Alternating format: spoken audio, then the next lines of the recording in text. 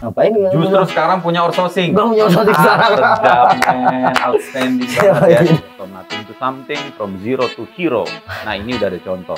Kita nggak usah mengenal, oh ini genre itu A, B, C, enggak ya. Betul, kita bangkit bareng-bareng aja. Betul, sama. Makanya buat temen-temen jangan lihat dari gua sekarang atau berhasil gua punya studio. Pertamanya begitu gua jualan koran, gua cuci steam, akhirnya One love, yeah, one heart. Let's get together and be alright, yeah. Back to me, Oz Dillinger dalam menyapa kopi pagi. Cheers. Salam Rastafaran khusus buat Tangsel Pamulang dan se-Indonesia pastinya. Episode kali ini episode ke-6 itu gila, ini luar biasa banget. Karena apa? Gua di tempat Kingston ini. Asik. Ya. Kingston, bicara Kingston, Jamaican. Tadi lagunya Uncle Bob, edisi spesial dari scene reggae, dari musik ke bisnismen, narasumber yang luar biasa. Kebetulan ini sebuah kehormatan buat saya bertemu narasumber yang pastinya spesial. Nanti kita akan tanya-tanya banyak hal tentang scene reggae yang ada di Indonesia, bahkan yang terdahulu ada di Jamaika. Bicara Jamaika itu kemerdekaannya di 1962, dan musik reggae itu sendiri mulai blow up di awal 70-an. Pastinya ada The Wailers, The Bob Marley and the Wailers gitu ya. Tapi ternyata reggae itu juga bukan semata-mata, yang saya baca itu bukan semata-mata musik dedengkot di negara Jamaika. Ternyata ada rocksteady, betul, ada ska yang terdahulu. Dan sampai ke Indonesia di era 80-an itu di Papua ada Black Brothers, ternyata Sainers ya. Ada Black Brothers. Nanti seterusnya di 2001 ada Toniki, ada Gangsa Rasa, sorry. Ada Rastafaran juga, terus ada Stephen and Coconut Trees di 2006. Dan Ras Muhammad pastinya yang terus mengibarkan genre reggae di Indonesia. Tapi spesialnya guys, The Sheriff. asik. Siapa yang nggak kenal The Sheriff? Karena kita di sini Pamulang represent man, reggae, scene reggae. So langsung aja kita temuin narasumber kita kali ini. Give it up for Brother Bolai. Men, apa kabar men? Gila, terima kasih banget gue diundang di sini. Asik-asik ya bang. Gila men. Ada, gue juga gak nyangka nih ternyata kita bisa ngobrol-ngobrol pagi-pagi ngopi biar santai ya. Kenapa baru bisa ketemu sekarang? Kan? Ya gimana ya? Lu sibuk banget sih. Sedikit. Ya sibukan gimana? Sibukan akhir-akhir ini gimana? Kalau untuk sekarang ini sih gue ada bisnis sedikit sama fokus lagi di studio, Alzena Studio. Alzena, this is Alzena Studio man. Jadi lagi fokus. Lu harus cobain studio ini. Cozy-nya seperti apa, perangkat luar biasa. Main sih. Terus bos, selain bisnis di musik. Ada bisnis bergerak di bidang jasa. Itu juga banyak sih, jasa itu kan melingkup luas juga ya. Jadi ada di jasa itu gua pengadaan barang, outsourcing dan sebagainya lah. Jadi gua megang beberapa usaha proyek-proyekan yang ya lumayan lah sampai bisa gua bangun studio ya. Alhamdulillah. Ya gitu ya. Terus mau langsung ke The Sheriff nih bro. Boleh. Gila, itu gimana nih kabar The Sheriff? Ya alhamdulillah The Sheriff baik-baik aja. Cuman kita lagi fokus ke single lagu yang baru nih The Sheriff. Lagi program untuk single terbaru, makanya jadi anak-anak The Sheriff lagi fokus. Pas banget lagi ada pandemi COVID-19 ya, Corona. Pas kita bisa untuk membuat lagu berkarya yang lebih banyak lagi. Justru gitu. Bukan karena COVID itu sendiri menjadi kendala nggak ya? Wah, ya kendalanya sih sedikit. Kita nggak bisa perform. Iya pastinya ya. Off air nggak bisa. Off air nggak bisa, tapi masih bisa kita streaming. Contoh kayak bulan puasa lalu kita gabung sama komunitas musik Tangsel, kita bikin ngamen online. Ngamen online. Banget guys. Jadi ya artinya musisi sekalipun nggak bisa untuk job-jobnya itu dipospon atau di cancel, kita nggak tahu sampai waktu yang belum bisa ditentukan, tapi namanya musisi, idenya luar biasa, ternyata ada kok jalan ke live streaming gitu ya. Betul. Nah, Sherif nih, The Sherif ini berapa album bro sudah bro? Kita sih sebenarnya baru satu album. Baru satu album karena tadinya mau beberapa banyak album, tapi anak-anak yang lainnya lagi pada fokus, ada yang buka studio recording, ada buka usaha juga. Jadi kita teman-teman belum sempat untuk ke 2 album, tapi secepatnya kita mau ke 2 album. Oke, dan secepatnya. Ini mempersiapkan atau sudah selesai yang terbaru nih, single terbaru?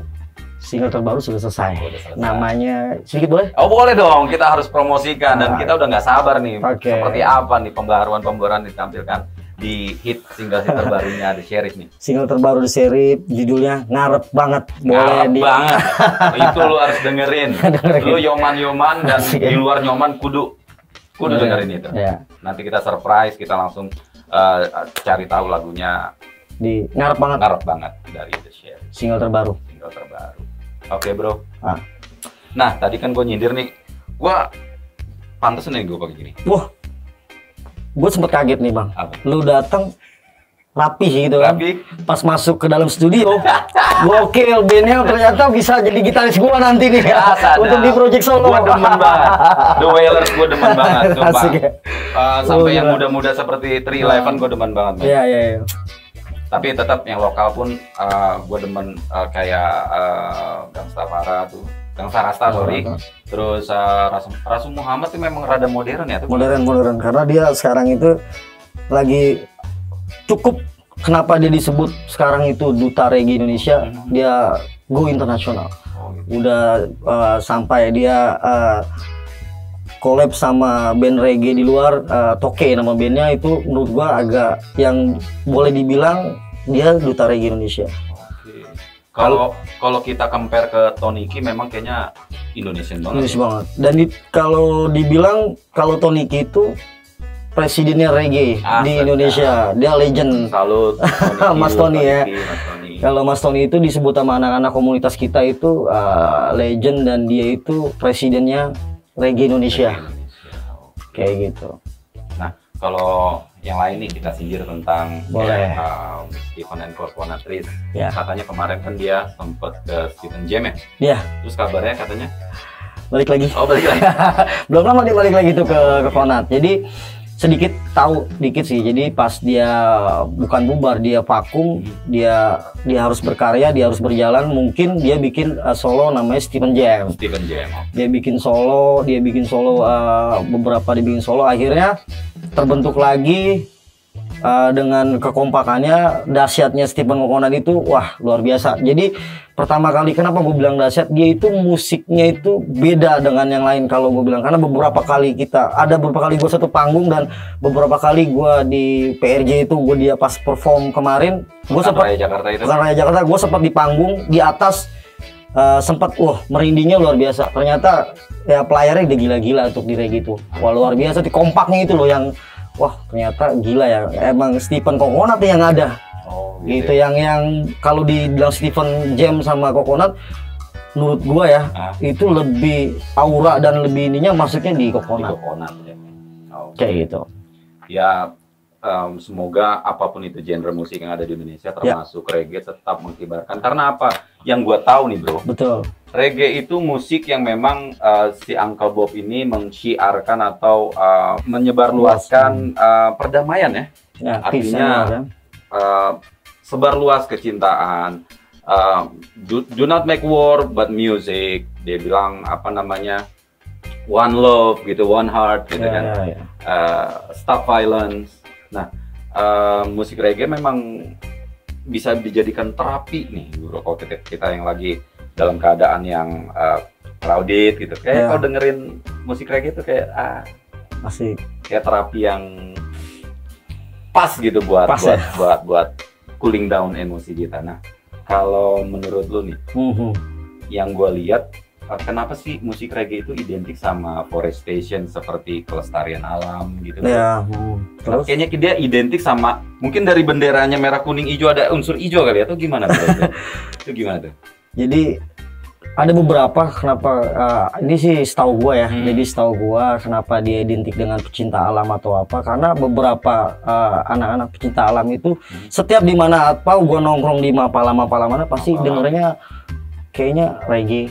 Walaupun ada beberapa teman-teman yang komunitasnya ada yang gak reggae juga, tapi dimanapun teman-teman nongkrong di atau berkunjung di sekretariat di Mapala yang ada, pasti dia memunyikan suara reggae. Jadi itu jadi orang-orang lihatnya bercinta dengan alam, kita dengan alam kayak gitu. Karena mungkin tadi ada benang merahnya juga ketika musik reggae atau Bob Marley menyerukan musik yang penuh dengan cinta damai. Ya memang cinta damai, segala sesuatu yang damai itu biasanya warnanya hijau, alami, nature kan seperti itu. Makanya mungkin musik reggae itu dekat hubungannya dengan kelestarian alam. Betul. Seperti itu. Nah, lebih personal nih, gue mau tahu nih, bro. Boleh. Bro, kenapa sih alasan lu cinta banget di reggae dan hingga lu ngebangun The Sheriff ini? Oke. Ini dari pertama kali gua ngeband ya. Oke, man. Jadi gua pertama kali gua ngeband, tahu musik ya, yang bisa main musik itu gua di waktu SMA. Waktu SMA ngeband itu masih band Betawi, gue ngeband.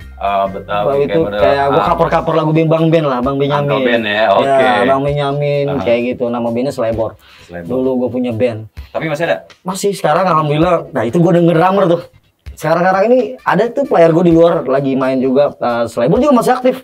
Kita masih berhubungan baik, masih nongkrong juga di studio sini. Masih terakhir manggung juga belum lama kok, sebelum Covid kita manggung juga sama Slebor. Itu pertama kali gue ngeband.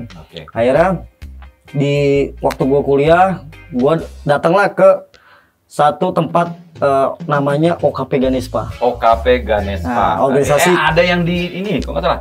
Di Witanah Harja Pamulang. Pamulang ya. Jadi di situ pertama kali akhirnya gue nongkrong, bikinlah bentuk gue jadi angkatan pertama di situ. Denger reggae, akhirnya senior gue bilang, lu bikin band aja, lu kan anak reggae, lu kan anak band, coba bikin musik. Wah, musik apa nih bang? Ya coba kita ngereggae lah di sini. Oh oke. Nah tadinya cuma mau iseng-iseng mau asik-asikan. Gue main gitar terus bilang, lu nyanyi aja deh. Kayaknya lu di panggung udah nggak grogi lah gini. Coba ya udah kita bikin bentuk band namanya Ganespara, kan Ganespa ya. Udah Ganespara aja, oke. Nah, dulu tuh 2009 kalau nggak salah itu reggae di Tangsel ya. Setahu gue cuma dua tuh yang sering-sering manggung, Ganespara sama Uprising. Uprising itu sih dulu tuh di tahun berapa tuh kira-kira? 2009 kalau nggak percaya 2009 kalau nggak salah ya. 2009 itu sering main acara event dulu di belakang Polsek Pamulang itu. Itu dulu kan lapangan luas tuh. Masjid ya? Masjid. Nah itu sering di situ kan dulu kan. Nah itu masih gampang izin ya itu. Gue sering di situ ketemunya sama Uprising, sama ya kalau band-band yang centus itu cuman dia cover reggae kayak bawain lagu Mas Tony atau Steven kayak gitu-gitu aja dia bawain. Nah akhirnya kita bikinlah single di Ganespara namanya Danau. Kita bikin karena kita punya secret samping danau. Asik ya, jadi asik. Ya karena memang erat dengan Mapala, danau salah satu unsur dari penghijauan kan. Nah, jadi kita harus lestarikan itu. Betul. Jadi di situ berjalan 2 tahun bubar. Di band bubar, bukan vakum lagi bubar. Ada kendala salah satunya kayak ngeband itu kan gini. Ini yang gue rasakan sekarang ini ya, ngeband sampai sini, ngeband itu kayak pacaran. Jadi jadi ada yang baper, ada yang bosen, ada yang bete. Jadi gimana caranya kita bisa sama-sama pengertian. Gue lagi misalkan, malam Kamis latihan yuk, ada yang nggak bisa, ntar dia ngambek yang satu gitaris ya. Gila nih orang nggak bisa mulu gitu. Ya lu serius nggak sih ngeband gitu? Ada yang kayak gitu kan. Band-band gue akhirnya kita bikin atur emosi, ternyata nggak bisa juga di Ganespara. Akhirnya gue keluar juga, gue udah sayang nih, udah kecebur di reggae. Udahlah gue bikin band sendiri. Nah kebetulan di The Sheriff itu yang leaderin gue. Nah nama itu pun dari gue sendiri. Jadi ini frontliner, pionirnya daripada The Sheriff. Nah jadi Bang Bolai. Akhirnya gue bikin band namanya The Sheriff. Ayo, alhamdulillah kita udah punya satu album, ada 11 lagu. 11 lagu. Nah, ini single yang baru ini kita mau masukin nanti album kedua. Album pertama kita namanya Jamaican Style. Ada lagunya tuh Jamaican Style karena kita berstyle Jamaika dulu ya kan. Kalau manggung dulu gue pernah gimbal 3 tahun. Dreadlock ya? Dreadlock dulu. Akhirnya karena ya ada beberapa banyak harus dipotong ya kan gimana. Tapi jangan salah, reggae itu bukan karena lu harus hijrah berkeluarga gitu. Oh enggak, salah, malah justru istri support habis. Kalau nggak support nggak mungkin ya ada support. Iya betul. Ya. Akhirnya ada beberapa, akhirnya pas gue denger lagunya Mas Tony, gue nggak suka reggae tapi gue sangat mencintainya. Reggae itu nggak harus gimbal, reggae itu nggak harus ngeganju. Nah itu iya juga, akhirnya gue tanamin itu, gue potong gimbal, ternyata makin meledak tuh di seri kemarin di Tangsel, ya kan? Jadi, reggae itu emang. Kalau The Sheriff, boleh nggak nanya satu nih? Ketika alasan lu ngambil nama The Sheriff bukan karena I shot the sheriff, bukan? Enggak juga. Enggak ya. Kalau itu kan The Sheriff pakai DHE, kalau gue D, koma kayak The Massive gitu. Oh iya, koma Sheriff. Nah, kayak gitu. Jadi sejarahnya nama itu. Gua jadi punya temen ya dulu agak bukan nakal sih ya, menurutnya bandel sedikit lah. Dia ke gap ketangkep nih ya kan, jadi ceritanya lah. Akhirnya gua bukan agak benci sih dulu maaf nih polisi ya kan. Kita semua punya histori ya. Gua agak kesal nih sama The Sheriff nih, sama polisi itu kan bahasa Inggrisnya sheriff gitu kan. Gua bikin band aja namanya The Sheriff dah. Siapa tahu dari benci gue ini, gue bisa benci gue ini hilang. Ternyata ya alhamdulillah. Malah mencintainya, memilikinya. Jadi ternyata dari kebencian gue itulah buat motivasi buat gue. Wah, ternyata kita bikin band ini alhamdulillah berjalan dengan lancar. Tapi sekarang udah punya project solo sih. Apa tuh? Boleh bocorin? Bolai Farah. Bolai Farah, oh ya, udah ada tuh. Kalian harus visit Bolai Farah official YouTube channel. Visit, subscribe pasti, share, like, sebar luaskan. Karena kita butuh cinta perdamaian. Oke. Bro, tadi itu lu bilang kan ternyata ngeband itu layaknya pacaran gitu. Iya. Dan tadi lu juga bilang, kenapa ketika gue benci, gue sekarang malah mencintainya. Kita bukan menyindir benci, tapi cintanya si Naif bukan. Ternyata memang benar kalau misalkan garis besarnya adalah kayak pacaran. Kebanyakan kasus anak-anak muda, lu hati-hati, lu jangan terlalu benci sama dia ntar jadi pacar. Happen man, ya kan? Betul. Ya memang seperti itu, awalnya dari benci jadi akhirnya malah endingnya jadi mencintainya dan bahkan memilikinya. Itulah sedikit story tentang The Sheriff. Nah, kedepannya The Sheriff selain mau single, apalagi nih punya planning apa, bro? Lagi tahun 2010 itu kan gue launching album, okay. The Sheriff itu kita di Pondok Cabe UT itu. Produksinya dari? Dulu masih IO, jadi kita gua nggak tahu pakainya apa dulu, kita pakai IO. Kita cetak tiketing masih harga 10.000 dulu. Launchingnya di Pondok Cabe depan UT, lapangan tuh. Ya. Ada lapangan sedalam itu, ada lapangan. Kita nyetak 10.000 tiket, ternyata malah kurang. Alhamdulillah tuh penonton luar biasa dulu zaman 2010. Nah ya, kita punya konsep lagi, mungkin COVID ini selesai, kita ada namanya, kita mau ngumpulin, kita lagi ada project di musisi Tangsel. Kita mau kumpulin terutama sih enggak all genre ya, jadi all genre kita kumpulin. Wah, gue berarti bisa ikut. Nah, kita mau ada event di sana kan, ya terutama buat musisi Tangsel nih. Kita punya lapangan loh di dekat Reni Jaya itu, kalau nggak salah itu ada punya pemerintah, itu kita lagi garap tuh. Jadi nanti next ke depannya ya kayaknya The Sheriff nih yang agak-agak ribet-ribetan di sana. Jadi buat ngumpulin, kita mempersatukan teman-teman musisi Tangsel. Bangkit lagi. Jadi bukan reggae doang. Jadi gua agak merapat ke, ternyata ada banyak musisi-musisi Tangsel itu ya bukan reggae doang, memang banyak kan, tapi kurang satu rat. Ini gue mau jadiin satu, gimana caranya? Kenapa kita juga kemarin ngobrol sama Bayu Koin, kalau boleh tahu senior kita di Tangsel kan, kita ngobrol santai, akhirnya ya dia support kita. Ternyata gua dapat undangan resmi dari sana. Mungkin nanti tunggu berikutnya kita ada podcast lagi, mungkin kita bahas itu. Nah, kepoin terus podcastnya daripada Bolai Farah official YouTube channel. Nah, bicara tentang influencer, Brother Bolai ini memang ingin membangkitkan kembali scene musik yang ada di Tangsel. Ya, kalau misalkan dari skup kecil mungkin khususnya Pamulang yang memang keberadaan daripada kingdomnya Alzena Studio. Betul. Dan The Sheriff bisa bilang ini Basecamp. basecampnya The Sheriff. Ya kita doakan, kita support terus karena kita nggak usah mengenal oh ini genre itu A, B, C, enggak ya. Betul, kita enggak. bangkit bareng-bareng aja. Betul, sama saling support. Nah, influencer ini nggak cuman di bidang ngeband atau musik. Kebetulan Brother Bola ini ketika dia mulai dari ranah musik ternyata menjadi bisnismen muda. Nah, ini yang perlu kalian tahu gimana sih untuk menjadi bisnismen muda. Nah, kita tanya Brother Bolai, Ya, gimana? usaha apa nih yang selain di musik nih? Boleh kasih cerita sedikit, setelah itu nanti kasih tips gitu. Oke, cerita sedikit ya. Oke. Jadi buat teman-teman mudah-mudahan nonton YouTube ini, dulu itu pertama kali gue mau bisnis, gue kerja dulu nih ceritanya nih. Oh, kerja dulu ya, official ke kantor gitu ya? Enggak, Oh enggak? gue tuh kerja pertama kali sebelum gue punya studio, sebelum punya perusahaan, gue pertama kali loper koran. Pertama kali gue jualan koran. Ah, sedap men. Pertama kali tuh gue mau nyari duit atau uang itu, pertama kali gue mau beli rokok atau itu gue harus kerja kan. Rasain dah tuh gimana cari receh ya. Gue jualan koran. Pertama kali tuh gue nyari duit. Akhir jalan setahun, saya nggak nyampe setahun deh. Jalan 6 bulanan, terus gue cuci setim mobil. Steam mobil dari koran ke steam mobil. Steam mobil nih, gue ingat nah itu cuci di Bendi Steam di sini di Pamulang. Akhirnya gue coba ngelamar dengan gaji yang apa adanya. Coba deh, gue coba mau masih kerja tuh. Nah itu masih gimbal tuh, gimbal gue pakai apa kupluk gitu, tapi pakai plastik dalamnya, terus gue kuplukin. Jadi banyak ada langganan-langganan gue manggilnya Bob Marley, gimbal gitu, Stephen, banyak cewek-cewek yang mau cuci mobil. Jadi apa lah mau gua? Di samping lu adalah seorang vokalis The Sheriff yang udah ternama, terkenal, tapi lu cuek aja ya? Cuek aja gua. Ada banyak berapa, bang lu kok ini ya nggak apa-apa, orang gua siang juga nganggur kok. Oke.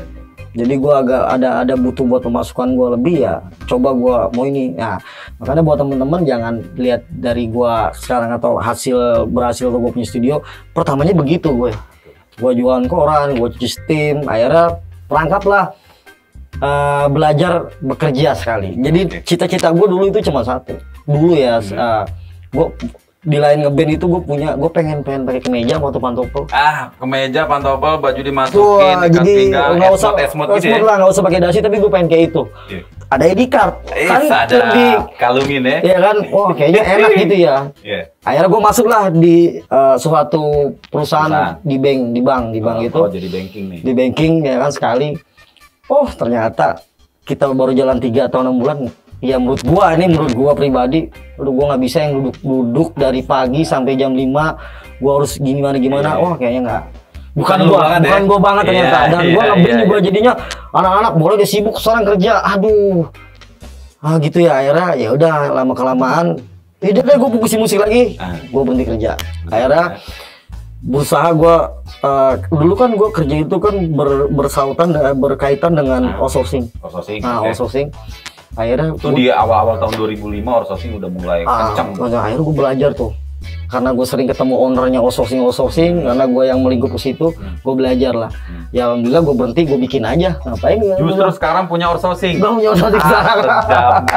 Outstanding banget ya. Jadi gue belajar pelan-pelan, akhirnya alhamdulillah gue punya PT sendiri. Ya karyawan sih belum begitu banyak, baru 60 orangan lah, sekitar 60. Belum banyak, 60 orang 60 orangan karyawan gue sekarang ini.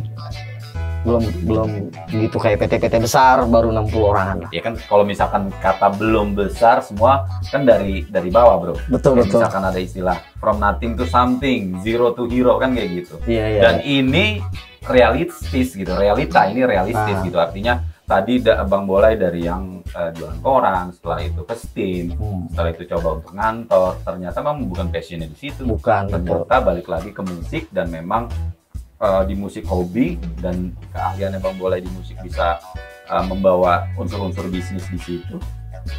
Di sinilah sekarang kingdom. Punya karyawan 60 karyawan men. Kapan gua kayak gitu ya? Amin ya Allah. Support terus buat Bang Bolai. Amin ya Allah. Oke, Shiners. Jadi itu ya tadi ya, apa kesimpulannya menurut influencer kita kali ini, nggak ada yang instan. Untuk mencapai gold achievement itu nggak ada yang instan, semua ada proses dari yang paling rendah ketika keseriusan itu diuji intention kalian diuji, cita-cita kalian diuji, jangan pernah give up. Karena tetap titiknya nggak ada yang instan, semua butuh proses. Betul. From nothing to something, from zero to hero. Nah ini udah ada contoh influencernya ya. Oke Bang Bolai, Ya, tadi kita udah ngebahas tentang musik reggae. betul. Ya kebetulan di Sheriff juga masih mengibarkan merah kuning hijau. Asik. Ya. Biar terus menyebarluaskan virus cinta perdamaian gitu ya Bang Bolai ya. Iya. Oke terakhir nih Bang Bolai. Boleh. Oh iya, sebelum terakhir, jangan lupa subscribe Bolai Farah Official YouTube channel. Begitu juga Big Sign Entertainment. Karena apa? Subscribe kalian akan selalu membuat channel-channel kita terus berkarya dan berinovasi lebih kreatif lagi ke depannya. Oke Bang Bolai, terakhir. Boleh. Gimana? Tadi planningnya seperti itu yang mau dilakukan di Tangsel. Betul. Oke. Untuk setelah tadi udah nih masih menjadi musisi, masih menjadi bisnismen, kira-kira ke depannya lagi selain bisnismen ada rencana mau apa nih? Nah, ini yang bagus pertanyaan. Oke. Gua tuh agak merasa bukannya karena mau hijrah enggak ya. Jadi gua agak merasa wah kayaknya gua banyak dosa nih dulu. Ya kan? Ya. Gua sih buat temen-temen yang kalau ya intinya gue sekarang ini banyak mau beramal. Beramal men. Kayak gue kemarin kena COVID, alhamdulillah Aljena itu kita bagi-bagi sembako sampai BSD dan Jakarta Selatan tuh sampai 3 mobil. Salut. Semoga Jadi, berkah ya buat amin. Aljena. Amin. Sukses selalu ke depannya. Nah jadi kedepannya gue akan bangun usaha lagi. Ada satu yang belum. Ini mungkin mudah-mudahan ke depan pasti berhasil. Sama satu kayaknya gue harus banyak beramal deh. Dulu gue banyak dosa. Itu sih yang cita-cita gue yang belum kesampaian itu. Dan dekat-dekat ini Dekat-dekat mau ini. mengarah ke sana ya. Betul. Ya kita doakan. Amin. Berbagi itu indah, Ya. berbagi itu membersihkan kita secara batin dan rohani. Betul. Dan memang patut ditiru. Ketika kita punya sedikit, kita punya banyak, ayolah kita coba untuk berbagi. Karena berbagi itu indah. Bang Bolai, terima kasih atas waktunya. Sama-sama Bang. Sekali lagi terima kasih udah diundang. Ini sebuah kehormatan buat Big Sign. Siap. Bisa bertamu di kingdomnya Aljena Studio. Kasih. Signers, menyapa kopi pagi episode 6 ini. Jangan lupa di-share, di-like, subscribe. Kalau memang ada beberapa produk dari teman-teman yang ingin dipasarkan atau dipublikasikan, dipromot di channel kita, silakan DM di Oz Dillinger Instagram. Nanti juga ada Instagram dari Bang Bolai, ada di kolom deskripsi, bisa dicek.